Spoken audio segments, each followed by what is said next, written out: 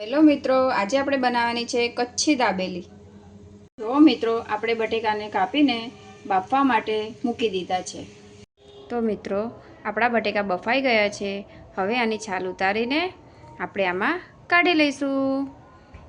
તો મિત્રો, જો આવી રીતના આપણે બટેકાનો મસાલો બનાવવા માટે બટેકાને તૈયાર કરી લીધા છે। તો મિત્રો, આપણે આમાં લઈ લીધું છે સિંગ તેલ। હવે સિંગ તેલની અંદર આપણે કચ્છી દાબેલી મસાલાનું અંદર એડ કરી દઈશું અને એક સરખું એને હલાવતા રહીશું।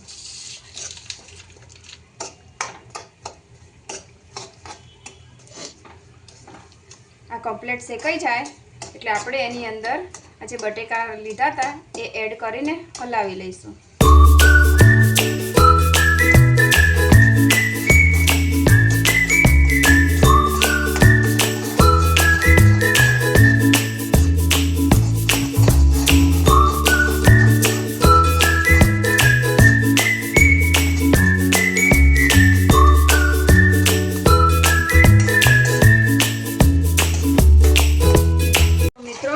હવે આ મસાલો શેકાઈ ગયો છે તો એની અંદર બટેકા એડ કરી દઈશું।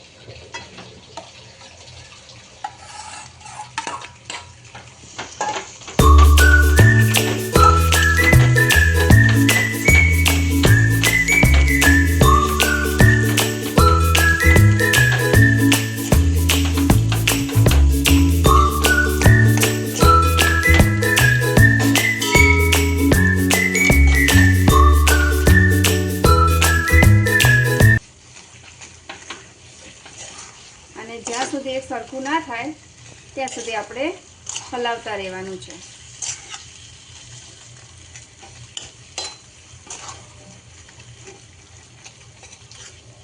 આમાં મેં બજારમાં મળતો કચ્છી દાબેલી મસાલાનું પેકેટ એડ કરેલું છે।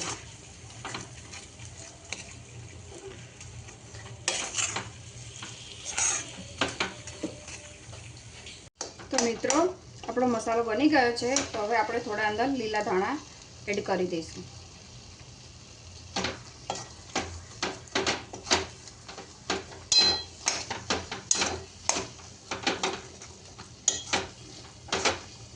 તો આપણો મસાલો દાબેલીનો બનીને તૈયાર છે।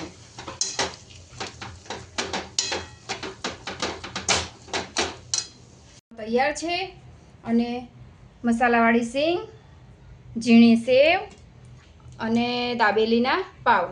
તો હવે આપણે દાબેલી ભરવા માટે પાવને કટ કરીશું। તો આપણે પાવને વચ્ચેથી કટ કરી લીધું છે તો હવે આપણે દાબેલી ભરીશું।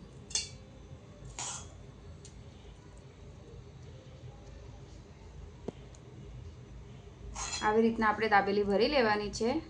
પછી આપણે એની અંદર સિંગદાણા ભરવાના છે। પછી થોડીક સેવ મૂકવાની છે। બસ આપણી દાબેલી ભરાઈ ગઈ। પછી આપણે એને શેકી લેવાની છે। જો આવી રીતના આપણે દાબેલી ભરી લેવાની છે।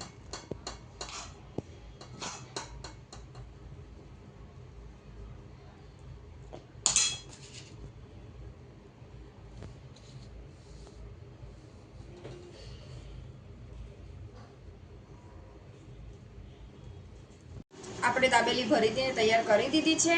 હવે એને આપણે શેકી લઈશું।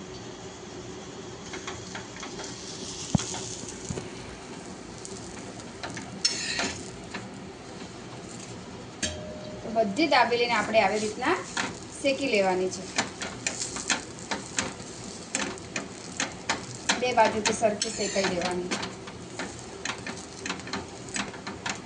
તો મિત્રો, આ ખાવામાં એટલી ટેસ્ટી બને છે કે બહાર જેવો જ ટેસ્ટ લાગે છે।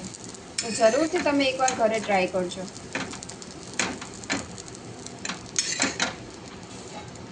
આવી રીતના આપણે શેકી લીધું।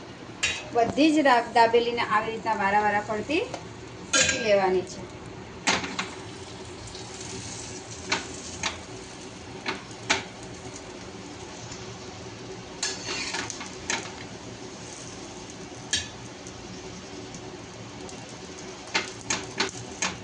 તો મિત્રો, જો આપણી દાબેલી બનીને તૈયાર છે। જો કેટલી સરસ બની છે। તમે પણ ઘરે બનાવજો, બહુ જ મસ્ત લાગશે અને સેમ બહાર જેવો ટેસ્ટ આવશે. તો મિત્રો, તમને મારો વિડીયો ગમ્યો હોય તો લાઈક, શેર અને સબસ્ક્રાઈબ કરજો. જય શ્રી કૃષ્ણ.